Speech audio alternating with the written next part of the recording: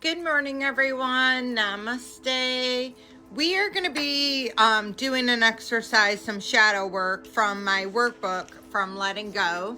I'm reading that yellow book, Letting Go, The Pathway to Surrender. And this is the workbook portion of Letting Go, The Pathway to Surrender, a practical implementation guide to the book of letting go and surrendering. And we are in the desire portion of it. And I'll go ahead and read, and then we'll reflect on it and get some reflection questions going. So it says, desire.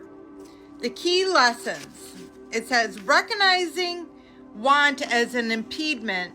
The first major lesson in the desire chapter is to identify desire as a possible impediment on the road of surrender. Absolutely, guys. Recognize that the attachment to wishes may cause pain and hinder you from feeling real inner peace. Investigate how your wants may be impeding your progress and how did it detach from the consequences of it. So we're going to go ahead and do the first reflection question. It says, what effects do your aspirations have on your feeling of inner calm and contentment? Are there any wants that have been impediments to your surrender?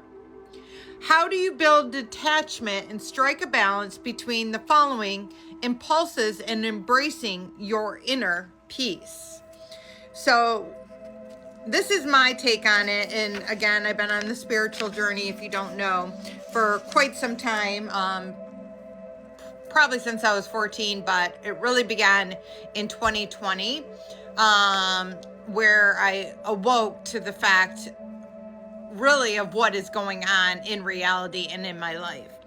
And understanding that I was a very ambitious person, a very type A person, a very almost a controlled person due to the trauma that I had had in my past and due also to the job that I did. I was a child forensic interviewer for my county, and I interviewed children.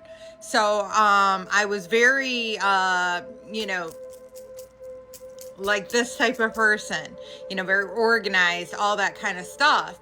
And it was very difficult when I started my spiritual awakening journey, especially on the second year of it, based on the fact that I had to relinquish all that control. And they are literally going to make it to where everything halts in your life. That anything that you're trying to control in any way literally will have zero momentum. And it's because there's a universal flow with God. And when you are on the spiritual awakening journey, the healing journey, you are supposed to be in universal flow, 100% trusting in God, God consciousness, your I am, your team of light to guide you on exactly where you need to get, because they can first of all see the bigger picture of what you need to you need to actually know, and you cannot. You're very limited on your perspective of what you really know. You might think this and this might be good for you, but in reality maybe this and this might be good for you. Same thing with people, places, and things. So it's very difficult for you to relinquish that control, but until you relinquish that control, they are going to halt anything that you attempt to try to make happen in every avenue of your life. There is no avenue in my life that is going anywhere at all. I can try, but it is literally going nowhere. And not in a negative way, because they're constantly showing me love internally and externally when I go outside at all in any way, or if I need love in any way, they're constantly giving me that love, but I'm not getting that external love in any avenue of my life.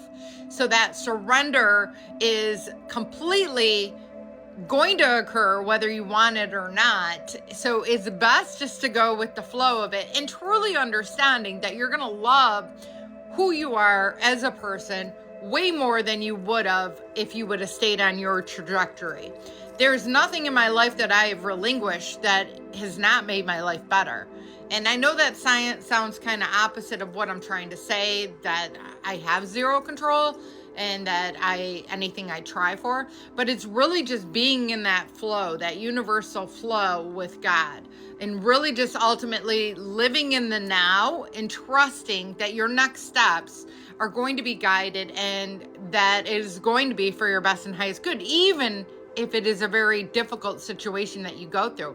You are going to come out of it a much better person. So I hope this helps. I love you all. Have a blessed day, and namaste.